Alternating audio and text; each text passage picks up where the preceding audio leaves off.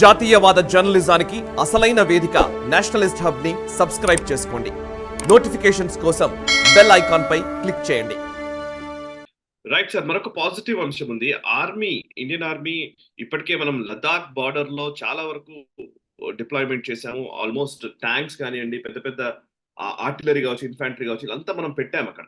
కాకపోతే సరిహద్దుల్లో ఇప్పుడు ఈ వారంలో జరిగినటువంటి కీలక పరిణామం అంటే world's highest tank repair facilities China border లో మనము 2 అక్కడ ఏర్పాటు చేయడం జరిగింది న్యూమా సరిహద్దుల్లో. అండ్ దీన్ని ఎట్లా అర్థం చేసుకోవాలి, దీని ప్రాధాన్యత ఏంటి? అండ్ డిప్లాయ్మెంట్ జరిగింది, and at the same time అక్కడ ట్యాంక్ రిపేర్ ఫెసిలిటీస్ కూడా మనం ఏర్పాటు చేసుకుంటున్నాము. ఇంకా అంటే ఇంతకు ముందంతా కూడా బార్డర్స్ లో కొంతకాలం వరకే అంటే టెంపరరీ అరేంజ్మెంట్స్ జరుగుతూ ఉండేవి. మనం పర్మనెంట్ గా అక్కడ సెటప్ చేసేస్తున్నాము అని అనుకోవచ్చా? అండ్ ఈ ఫెసిలిటీస్ గురించి, ఇప్పుడు ట్యాంక్ రిపేర్ ఫెసిలిటీస్ కి సంబంధించిన డీటెయిల్స్, స్పెసిఫికేషన్స్ ఏమైనా ఉంటే చెప్పండి ప్లీజ్. ఐ థింక్ ఇది చాలా అద్భుతమైన మూవ్ ఇది. అందుకనే మనం పాజిటివ్స్ లో పెట్టుకున్నాం. మనము ప్రభుత్వం ఈ నిర్ణయానికి వచ్చింది. చైనా తోటి మనకు యుద్ధం తప్పదు. చైనాని మనము అంటే ఎప్పుడో టెంపరీగా మనం ఏదో కొన్ని అక్కడ ఇక్కడ పెట్టుకొని మనం చైనాని డీల్ చేయలేము. మనము పర్మనెంట్ ఎస్టాబ్లిష్మెంట్ మనకు ఉండాలి. అక్కడ చైనాని ఎదుర్కోవాలంటే చాలా లాంగ్ టర్మ్ స్ట్రాటజీ మనకు ఉండాలి. యుద్ధం చేస్తామన్న దృష్టి పెట్టుకునే మనం చేయవలసిన నిర్ణయాలను తీసుకోవాలి అన్నటువంటి భావజాలం ప్రభుత్వానికి వచ్చింది తప్పకుండా. దాంతో మనం వెళ్ళాం, న్యోమాకు వెళ్ళాం. న్యోమా దక్షిణంలో ఉంటుంది. మనం ఆల్మోస్ట్ మనకు డేమ్చాక్ దగ్గరలో ఉంటుంది న్యోమా కూడా మన అక్కడ ల్యాండింగ్ స్ట్రిప్ మనం అది చూసాం. మనం అడ్వాన్స్ ల్యాండింగ్ గ్రౌండ్ అవి చూసాం మనం న్యోమాలో. అక్కడ తర్వాత ఉత్తరాన డెప్సాంగ్ ప్లేన్స్ దగ్గర డిబిఓ దౌలత్ బేగ్ ఓల్డీకి వెళ్తున్న దారిలో అక్కడ 2 ప్రాంతాల్లో ట్యాంక్ రిపేర్లు పెట్టుకున్నాం. ఇప్పుడు అక్కడ ఏదైనా ట్యాంక్ చెడిపోయిందంటే తీసుకురావాలంటే లదాఖ్ మొత్తం దాటి వచ్చి కింద ఎక్కడో ప్లేన్స్ లో దాన్ని రిపేర్ చేయవలసినటువంటి పరిస్థితి ఈరోజు.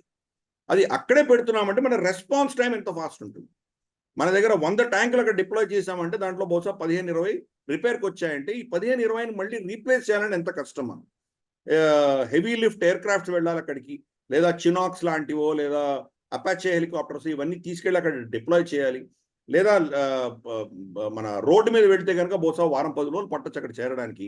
అక్కడే మనం రిపేర్ ఫెసిలిటీస్ పెట్టామంటే బహుశా దాని టర్న్ అరౌండ్ టైం తొందరగా రిపేర్ చేసి మనం యుద్ధంలో తీసుకువెళ్ళగలిసినటువంటి ఒక పరిస్థితులు ఏర్పడతాయి.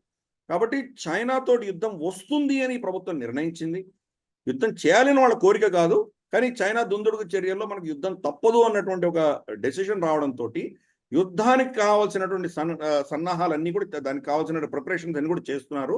అందుకని ఈ ట్యాంక్ రిపేర్స్ అన్నది China line of actual control, టిబెట్కి సంబంధించిన లైన్ ఆఫ్ యాక్చువల్ కంట్రోల్కి ఎంత దగ్గర వీలైతే అంత దగ్గరగా తీసుకువెళ్ళి మనం సర్వీస్ చేస్తున్నాము.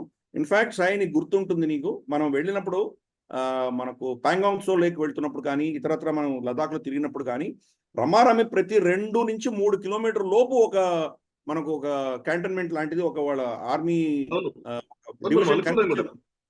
చూసాం మనం. ప్లస్ మనం యాక్చువల్గా ట్యాంక్స్ షెడ్ లో ఉండగా మనం చూసాం. మనం షెడ్స్ లో ట్యాంక్స్, తర్వాత మన ఫీల్డ్ గన్స్ అన్ని పెట్టగా మనం చూసాం కూడా మనం.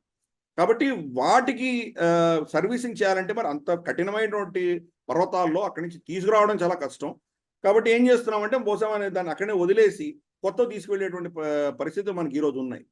దానికి భిన్నంగా అక్కడే సర్వీస్ చేసి దాన్ని మళ్ళీ యుద్ధంలో తీసుకువెళ్ళేటువంటి ఒక కెపాసిటీ మనం పెంచుకున్నాము.